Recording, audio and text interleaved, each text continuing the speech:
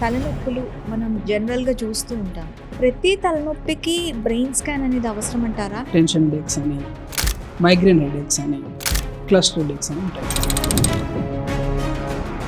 Paralysis వచ్చిన తర్వాత దాన్ని రివర్స్ చేయొచ్చా? ఇప్పుడు లెఫ్ట్ సైడ్ కనుక బ్రెయిన్ క్లాట్ అయింది అనుకో, కుడికాలు కూర్చేతో పక్షవాతంతో పాటు మాట కూడా పడిపోతుంది.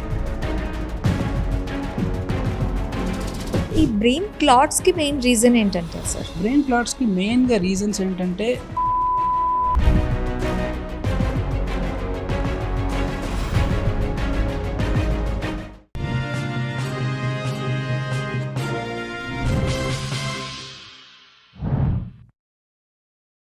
నమస్తే, వెల్కమ్ టు సోషల్ పోస్ట్. నేను మీ మాధురి. ఈ రోజు మనతో పాటు ఉన్నారు న్యూరో సర్జన్ డాక్టర్ కృష్ణమూర్తి గారు. నమస్తే సార్. సార్, తలనొప్పులు మనం జనరల్‌గా చూస్తూ ఉంటాం. ప్రతి తలనొప్పికి బ్రెయిన్ స్కాన్ అనేది అవసరం అంటారా? ఏ తలనొప్పిని మనం సీరియస్‌గా తీసుకోవాలి, బ్రెయిన్ స్కాన్ చేయించుకోవాలి అంటారు? అన్ని తలనొప్పులకు స్కాన్ చేయాల్సిన అవసరం ఏమి ఉండదు. కానీ కొన్ని ప్రత్యేకమైన headaches like severe form of headaches, కొన్ని థండర్ క్లాప్ హెడేక్స్ అంటాం. అలాంటివి ఎలా అంటే ఒక్కోసారి బ్లడ్ వెజల్ రప్చర్ అయిపోవడం వలనో, లేదంటే ఒక్కొక్కసారి ఎర్లీ మార్నింగ్ హెడేక్స్, పొద్దున లేచినప్పుడు కొన్నిసార్లు హెడేక్స్ వస్తుంటాయి. అవి కూడా కొంచెం మనము డెఫినెట్గా స్కాన్ చేసుకోవాల్సిన అవసరం ఉంటుంది. అలాగే హెడేక్తో పాటు అసోసియేటెడ్ ఫీవర్ కానీ, లేకపోతే క్రానిక్ హెడేక్స్ ఎక్కువ రోజులు రిపీటెడ్గా రావడం అలాంటివి కూడా చూడొచ్చు. అసలు స్కాన్ ఎప్పుడు చేయాలనే విషయానికన్నా ముందు మనం అసలు హెడేక్ ఎందుకు వస్తుంది అనేది కూడా చూడాలి. అసలు హెడేక్లు ఎన్ని రకాలు ఉంటాయి అది కూడా మనం తెలుసుకోవడం ముఖ్యం. సో అది తెలుసుకుంటే మనం స్కాన్ ఎప్పుడు చేయాలనేది ఈజీ అవుతుంది. సో హెడేక్స్లో ముఖ్యంగా ప్రైమరీ అండ్ సెకండరీ హెడేక్స్ అంటాం. ప్రైమరీ అంటే హెడ్లో అంటే లైక్ దాంట్లో ప్రైమరీలో కూడా మెయిన్గా 3 రకాలు ఉంటాయి. టెన్షన్ హెడేక్స్ అని, మైగ్రేన్ హెడేక్స్ అని, క్లస్టర్ హెడేక్స్ అని ఉంటాయి. ఈ వీటిలో కామన్గా 70 to 80% tension headaches. Tension headaches ఎప్పుడు వస్తాయంటే అవి ఎట్లుంటాయి అంటే వాటి లక్షణాలు బ్యాండ్ లైక్ హెడేక్, ఏదో తల పట్టేసినట్టు, చుట్టూ పట్టేసినట్టు. ఇవి యూజువల్లీ స్ట్రెస్ వల్ల ఇండ్యూస్ అవుతాయి. స్ట్రెస్ ఎక్కువ ఉన్నప్పుడు నిద్ర లేకపోవడము, సరైన వ్యాయామం లేకపోవడము, లేదంటే కొన్నిసార్లు ఫీమేల్స్లో అయితే కొన్నిసార్లు హార్మోనల్ చేంజెస్, ఋతుస్రావం అప్పుడు, ఇలాంటప్పుడు కూడా హార్మోనల్ చేంజెస్ వల్ల కూడా కొన్నిసార్లు బ్రెయిన్లో ఉండే సెరోటోనిన్ హార్మోన్ మీద ప్రభావం చూపించి కొన్నిసార్లు హెడేక్స్ రావచ్చు. ఈ టెన్షన్ హెడేక్స్ జనరల్లీ స్ట్రెస్ రిలేటెడే.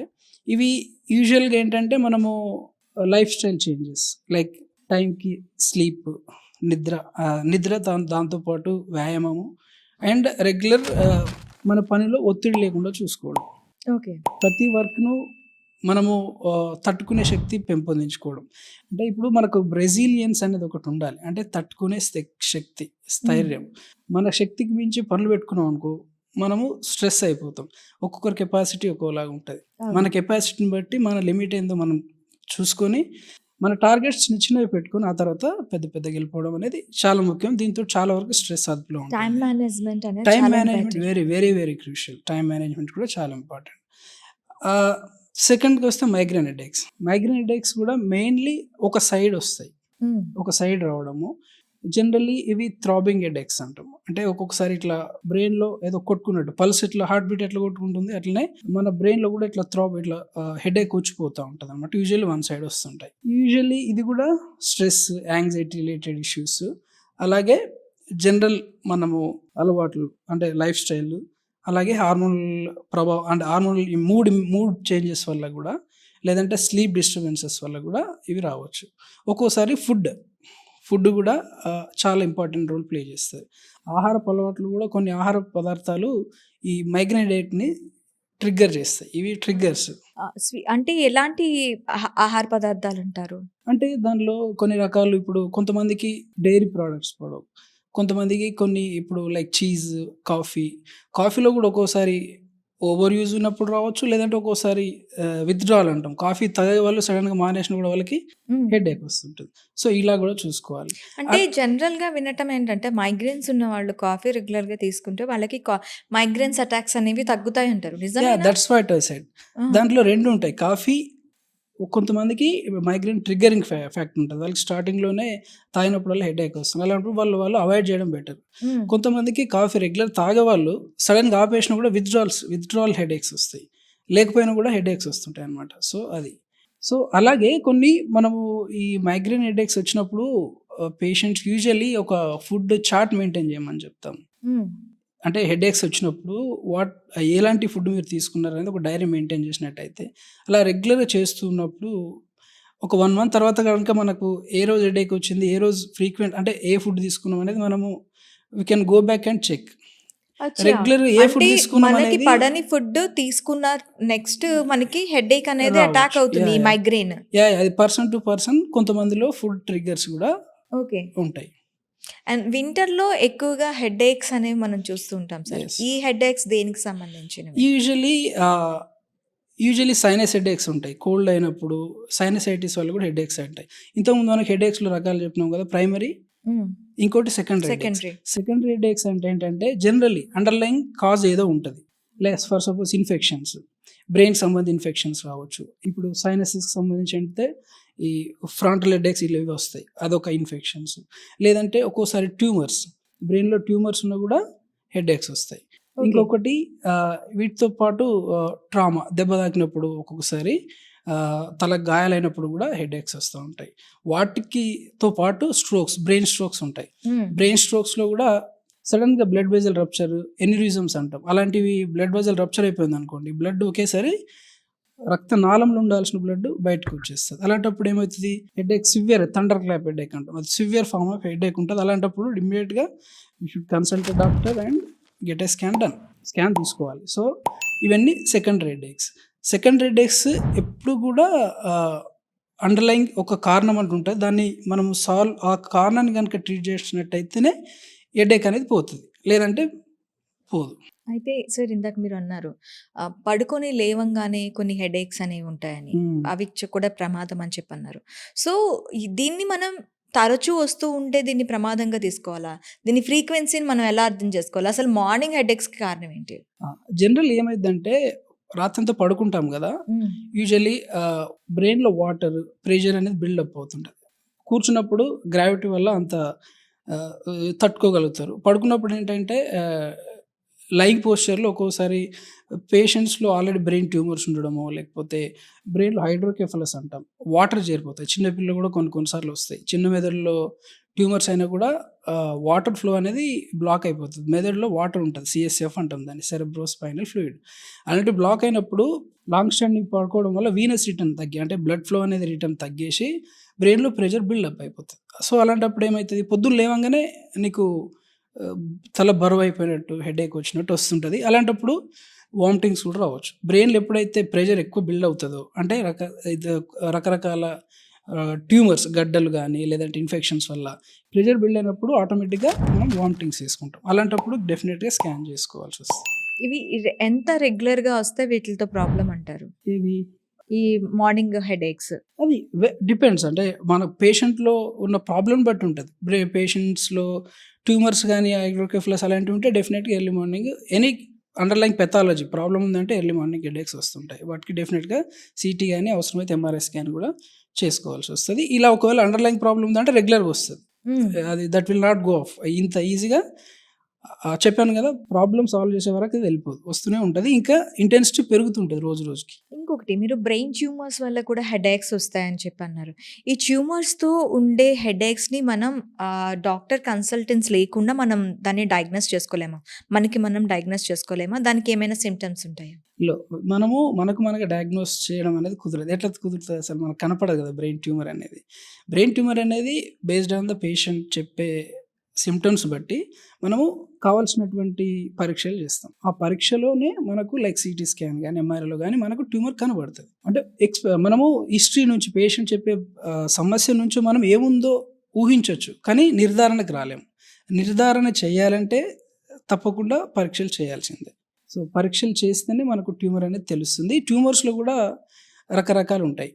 ట్యూమర్స్‌లో కొన్ని క్యాన్సర్ కానివి ఉంటాయి. కొన్ని క్యాన్సర్ ఉండేవి ఉంటాయి. దాంట్లో క్యాన్సర్ కానివి వాటిని ఏమంటామంటే బినైన్ ట్యూమర్స్ అంటాము. హ్మ్. అవి యూజువల్లీ సర్జికల్ రిమూవల్‌తో సరిపోతది. ఓకే. కీమో, రేడియేషన్ వరకు యూజువల్లీ ఎళ్ళరు. కొన్ని క్యాన్సరస్ ట్యూమర్స్ ఉంటాయి. క్యాన్సర్ ట్యూమర్స్ అంటే ట్యూమర్ తీసిన తర్వాత కూడా ఎంతో కొంత మిగిలిపోవడమో లేకపోతే మైక్రో లెవెల్‌లో ఉంటది. సో, అలాంటప్పుడు తర్వాత రేడియేషన్ థెరపీ, కీమోథెరపీ అలాంటివి కూడా ఇవ్వాల్సిన అవసరం ఉంటది. ఇంకోటి మీరు ఒక క్వెషన్ అడిగారు. అసలు మెడికల్ మేనేజ్‌మెంట్ అనేది ఉంటదా? మందులతో ట్యూమర్ కరిగించొచ్చా అనేది. కొన్ని స్పెసిఫిక్ ట్యూమర్స్ ఉంటాయి. అంటే ఇప్పుడు ప్రొలాక్టినోమా అని అంటాం. పిట్యూటరీ గ్లాండ్ అనేది ఒకటి ఉంటది కదా! దానిలో ప్రొలాక్టిన్ లెవెల్స్ పెరిగినప్పుడు అది ప్రొలాక్టినోమాస్ ట్యూమర్స్ ప్రొడ్యూస్ అవుతాయి.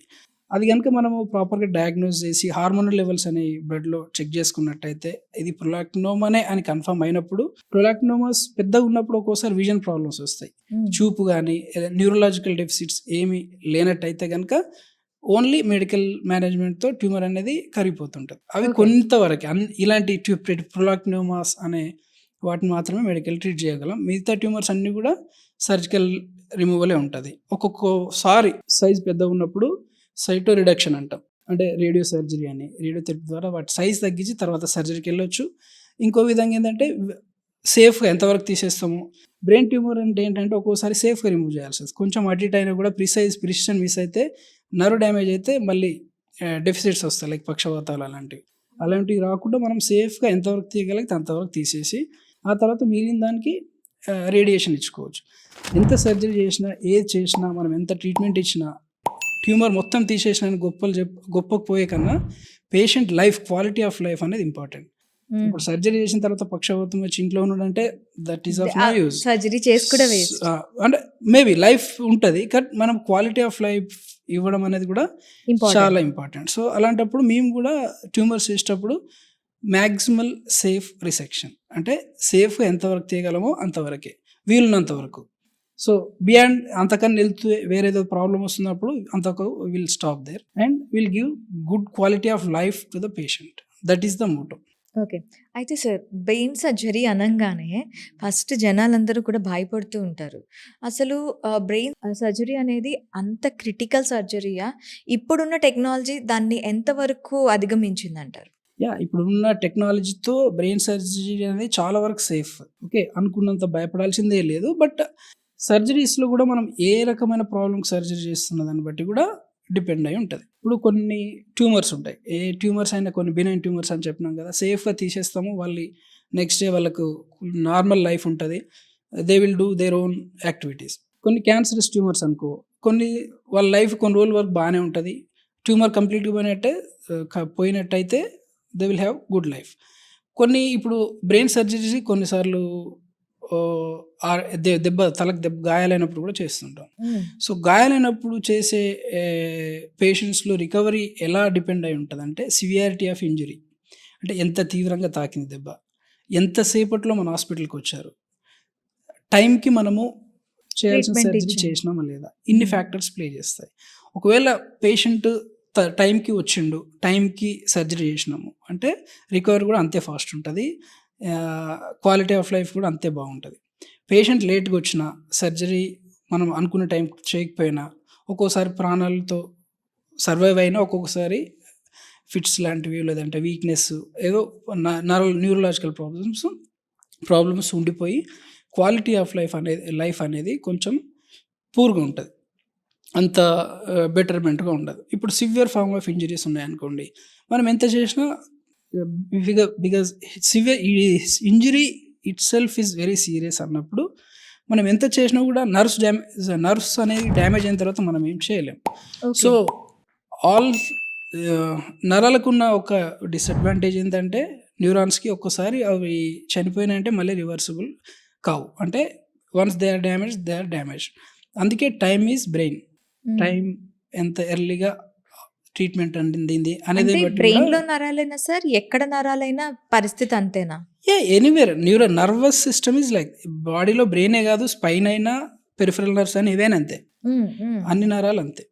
ఒక్కసారిగానే డ్యామేజ్ అయ్యాయంటే పర్మనెంట్ డ్యామేజ్ అయితే కావు. మళ్ళీ రివర్స్ అనేది కాదు. కొంచెం పాక్షికంగా డ్యామేజ్ అయితే రివర్స్ అయ్యే అవకాశాలు ఉంటాయి. అయితే సార్ ఇప్పుడు మీరు నర్వ్స్ గురించి చెప్తున్నారు కదా! వెన్నుముక మనకి అతి పెద్ద నాడి అంటారు, వెన్నుముకలను ప్రయాణించే నాడి. ఇందులో వచ్చే ప్రాబ్లమ్స్‌కి సర్జరీస్ మీరు సజెస్ట్ చేస్తారా? లేకంటే సర్జరీ లేకుండా ఈ మధ్య చాలా వరకు కూడా క్లినిక్స్ వచ్చేస్తాయి. మేము సర్జరీ లేకుండా వెన్నుముకల ప్రాబ్లమ్స్‌కి మేము ట్రీట్ చేస్తాము అని చెప్పి. దీన్ని ఎంతవరకు నమ్మొచ్చు అంటారు? అంటే ఇది కూడా మన రకరకాల కారణాలు ఉంటాయి. వెన్నుపూస నొప్పికి, నడుము నొప్పి గానీ, వెన్నుపూస మెడ నొప్పి గానీ, ఇవి చాలా ఈ రోజుల్లో చాలా కామన్‌లీ ఫేసింగ్ ప్రాబ్లమ్స్ అన్నమాట. అవును. అది కూడా మెయిన్‌గా లైఫ్ స్టైల్ చేంజెస్, పోస్చర్ సరిగ్గా మెయింటైన్ చేయకపోవడము, సరైన వ్యాయామం లేకపోవడము, ఫిజికల్ ఫిట్‌నెస్ లేకపోవడం వల్ల ఇవన్నీ బ్యాక్ పెయిన్స్ గానీ, మెడ నొప్పులు గానీ వస్తుంటాయి. సో, వీటిలో మెయిన్ ఏంటంటే ఏజ్‌తో పాటు వచ్చే వేర్ అండ్ టేర్ వల్ల. అంటే డిస్క్స్ ఉంటాయి. డిస్క్ అనేది డీహైడ్రేట్ అయిపోతా ఉంటది ఏజ్ కొద్దీ.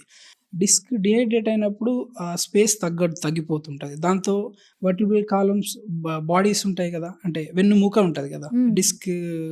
వెన్నెముక మధ్యలో డిస్క్స్ ఉంటాయి. అవును. సో, ఆ బోన్స్ మీద ప్రెషర్ తోటి ఆస్టియోఫైట్స్ అంటాం. చిన్న చిన్న బోన్స్ పెరుగుతా ఉంటాయి. ఓకే. బయటకొస్తా ఉంటాయి. ఓకే. దానివల్ల కొంచెం ఇన్‌ఫ్లమేషన్ అంటే వాపొచ్చి దానివల్ల కూడా పెయిన్ వస్తుంటది. ఈ ఆస్టియోఫైట్స్ గాని ఎక్కువ పెరిగి ఆహ్, న్ పెద్ద వెన్నుపాము ఉంటది. వెన్నుపాము నుంచి చిన్న చిన్న నరాలు బయటకొస్తాయి. అంటే అది బాడీ మొత్తానికి సప్లై చేస్తాయి. బయటికొచ్చే దగ్గర ఎక్కడైతే ఓపెనింగ్ ఉంటదో ఫొరామిన్ అంటాం. అక్కడ కనుక ప్రెస్ అయినట్టయితే అది సివియర్ పెయిన్ కాజ్ చేస్తుంటది. అట్లా అంటే డిస్క్ డీహైడ్రేట్ అయిన తర్వాత కూడా కొన్ని సార్లు డిస్క్ లోపల ఉండే మెత్తటి పదార్థం జరిగిపోతుంటది. జరిగి బయటకొస్తుంటది. బయటకొచ్చి నరం మీద ఒత్తిడి ఉంటుందన్నమాట. ఎప్పుడైతే నరము లేదంటే వెన్నుపాము మీద గానీ, బయటికొచ్చే స్పైనల్ నర్వ్ మీద గానీ ఒత్తిడి ఉండి అది సివియర్‌గా పెయిన్ కాజ్ చేస్తుందో, లేదంటే వెన్నుపాము మీద ఒత్తిడి ఎక్కువయ్యి పేషెంట్ నడవలేని స్థితిలో ఉంటుండో, లేదంటే బ్యాలెన్స్ అవుట్ అవ్వడమో, లేకపోతే హ్యాండ్ గ్రిప్ పోవడమో, అలాంటి టైంలో లేదంటే ఆ డిస్క్ వల్ల సివియర్ పెయిన్ ఉందన్నప్పుడు మాత్రమే సర్జరీ చేస్తాం. ఇనీషియల్‌గా ఎప్పుడైనా వెన్నుపూస ప్రాబ్లమ్‌తో వచ్చిన వాళ్ళకి మెడికల్ మేనేజ్‌మెంటే ఉంటది. First simple medications like pain తగ్గడానికి పెయిన్ కిల్లర్స్ గానీ, కొన్ని న్యూరోపతిక్ పెయిన్ తగ్గడానికి వావిస్తుంటాము. ఆ తర్వాత ఫిజికల్ థెరపీ అంటే ఫిజియోథెరపీ కూడా చాలా ఇనీషియల్‌గా ఇవన్నీ ఇచ్చి అన్నీ ఫెయిల్ అయిన తర్వాత అప్పటికి కూడా తగ్గకపోతే then will think of surgery. అంతవరకు సర్జరీ అనేది ఫస్ట్ ప్రైమరీ ట్రీట్మెంట్ అనేది ఎవరు చెయ్యరు. ఓకే. కొన్ని కేసెస్‌లో స్పైనల్ ప్రాబ్లమ్స్‌లో సర్జరీస్‌కెళ్తాం. ఎలాంటప్పుడు అంటే ఇప్పుడు షియాటికా ఉంటది. లైక్ షియాటికాస్ కూడా దానిలో ఈ సివియర్ ఫార్మ్ అంటే ఇక నడుము నొప్పి వచ్చి కాలు మొత్తానికి కొన్ని సార్లు పెయిన్ వస్తుంటది. స్కాన్ చేసి చూస్తాం. ఎంఆర్ఐలో గనుక డిస్క్ పూర్తిగా బయటకొచ్చింది. పేషెంట్‌కి సివియర్ సింప్టమ్స్ ఉన్నాయి. లేదంటే బలం తగ్గిపోయింది కాళ్ళల్లో. అలాంటప్పుడు ఇంకా టైం అనేది వేస్ట్ చేయకుండా వెంటనే సర్జరీ చేస్తాం. అలాంటి వాళ్ళకు రిలీఫ్ కూడా ఇమ్మీడియేట్‌గా వస్తుంటది. They can have their normal life. చిన్న బల్జెస్ ఉన్నాయనుకోండి వాటికి వెంటనే సర్జరీ చెయ్యము. దానికి ఫస్ట్ మెడికేషన్ కొన్ని సార్లు రూట్ బ్లాక్స్ అని ఇస్తాం. అవి అప్పటికి కాకపోతే అప్పుడు ఫైనల్ చాయిస్ అనేది surgery. But not the primary choice in every ప్రతి స్పైన్ ప్రాబ్లమ్‌కి సర్జరీ అనేది ఆప్షన్ కాదు. అంటే ఎప్పుడైతే అవసరం అంటే ఉంటుందో లైఫ్ స్టైల్, ఎక్సర్‌సైజెస్ తోని వీటిల్ని క్లియర్ చేసుకోవచ్చంటారా? చాలా వరకు చిన్న ఎర్లీ స్టేజెస్‌లో సరిపోతుంది. Early okay. Stages of the disc issues ఉంటే usually physical therapy, lifestyle changes, physical fitness అవన్నీ వర్కౌట్స్ చేస్తుంటే చాలా వరకు కంట్రోల్ అవుతుంది. ఒకవేళ సివియర్ ఫార్మ్‌లో ఇగ అంతవరకు లేదన్నప్పుడు ఇంకా ఇవేమి ఇవ్వము. ఓకే. స్పైన్ అనేది డిస్క్ బల్జ్ ఎక్కువున్నా లేకపోతే ఆల్రెడీ నర్వ్ మీద డ్యామేజ్ స్టార్ట్ అయిందంటే న్యూరలాజికల్ డ్యామేజ్ అవుతున్న స్టేజ్‌కెళ్ళిందంటే ఇంకా ఇవన్నీ ఆప్షన్స్ ఉండవు. అయితే సార్ ఈ మధ్య కాలంలో మార్కెట్‌లో కైరోప్రాక్టిక్ అని చెప్పి ఒక ట్రీట్మెంట్ ఈ వెన్నుముక బల్జెస్ ఉన్న వాళ్ళకి కానీ, ఏవైనా సివియర్ పెయిన్స్ ఉన్న వాళ్ళకి కానీ చేస్తుంటారు. ఇది ఎంతవరకు మనకి నయం చేస్తుంది? నిజంగా ఇది సేఫేనా? కైరోప్రాక్టిక్ కూడా that is practice in medicine. కొంతమంది చేస్తారు. బట్ అదేంటంటే కొన్ని మజిల్ రిలీజ్ చేయడం. అలాంటి కొన్ని డిఫరెంట్ మూవ్‌మెంట్స్ తోటి వాళ్ళు పెయిన్ రిలీఫ్ కోసం అంటే మజిల్ క్యాచ్ ఉన్నప్పుడు రిలీజ్ అవుతే ఓకే.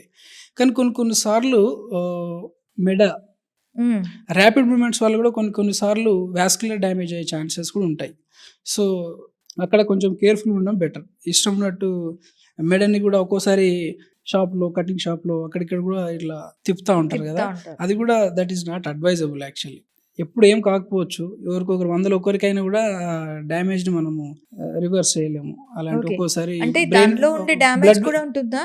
ఒక్కోసారి ఫ్రాక్చర్స్ కావచ్చు. ఓకే. స్పైన్ అలాంటి ఒక్కోసారి బ్లడ్ వెసెల్స్ ఉంటాయి. అవి కనుక స్మాల్ ఇంజ్యూరీ అయితే మెల్లమెల్ల క్లాట్స్ ఫార్మ్ అయ్యి బ్రెయిన్ స్ట్రోక్స్ కూడా రావచ్చు. ఓకే. సో, అలాంటివి we don't advise. Okay. But కైరోప్రాక్టిక్‌లో కొంచెం వరకు లిమిటెడ్‌గా they are doing it. But దాని లిమిటేషన్స్ దానికుంటాయి. పారాలిసిస్ వచ్చిన తర్వాత దాన్ని రివర్స్ చేయొచ్చా? దీంట్లో న్యూరో సర్జన్ పాత్ర ఏంటి? పెరాలిసిస్‌కి కారణాలు మేజర్‌గా 2. అంటే బ్రెయిన్‌లో క్లాట్ అవ్వడం ఒకటి. రెండోది బ్లడ్ వెసెల్స్ రప్చర్ అవ్వడం. ఓకే. బ్లడ్ వెసెల్ రప్చర్ అవ్వడం అంటే యూజువల్లీ బీపీ ఎక్కువైనప్పుడు, షూటప్ అయినప్పుడు బ్లడ్ వెసెల్స్ రప్చర్ అయిపోతుంటాయి.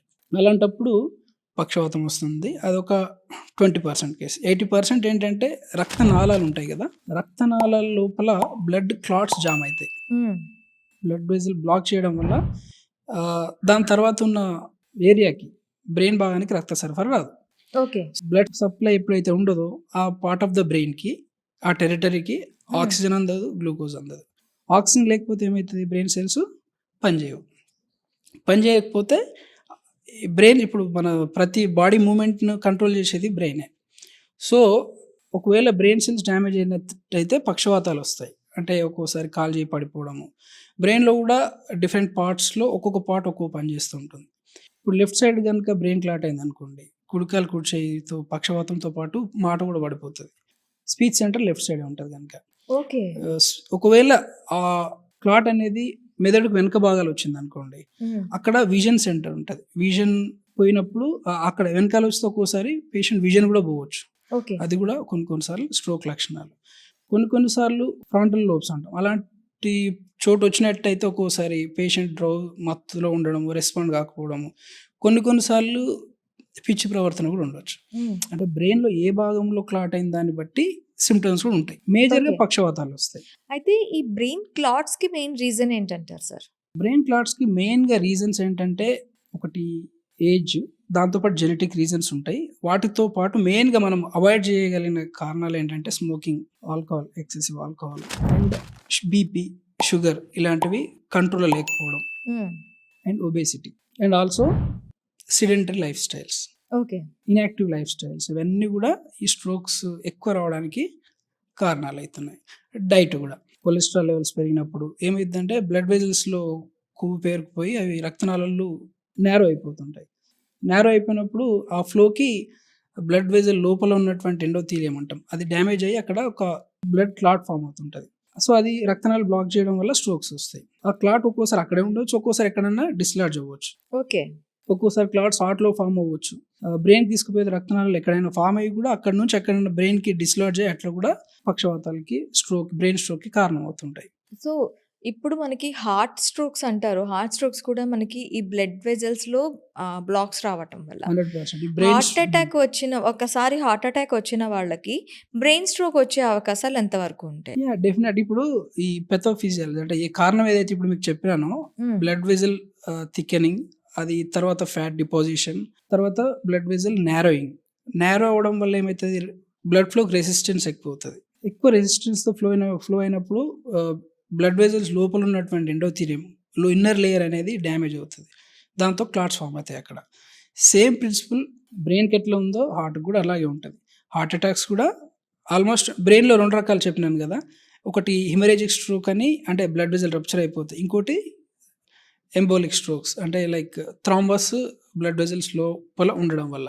హార్ట్‌కి వచ్చేది ఈ థ్రాంబస్ అంటే బ్లడ్ క్లాట్ వల్ల వస్తాయన్నమాట. కారణాలు వాటికి కూడా almost same. Smoking, alcohol, life style, obesity, అంటే డయాబెటిస్, మనకి హైపర్‌టెన్షన్. హార్ట్ అటాక్ కానీ, బ్రెయిన్ స్ట్రోక్ కానీ వస్తే ఈ 2 సైమల్టేనియస్‌గా మనకి 2 వచ్చే ఛాన్సెస్ ఉంటాయా? అంటే హార్ట్ అటాక్ వచ్చిన వాళ్ళకి బ్రెయిన్ స్ట్రోక్ వచ్చిన వాళ్ళకి హార్ట్ అటాక్ వచ్చే ఛాన్సెస్ ఉంటాయా? ఉంటాయి. ఉండొచ్చు. ఓకే. సో, ఈ బ్రెయిన్‌కి, హార్ట్‌కి మధ్య రిలేషన్ అంటే ఏం చెప్తారు సార్? రిలేషన్ అంటే ఇప్పుడు obviously heart rate, rhythm everything controlled by brain. ఇప్పుడు ఆటోనమిక్ నర్వస్ సిస్టమ్ అంటాము.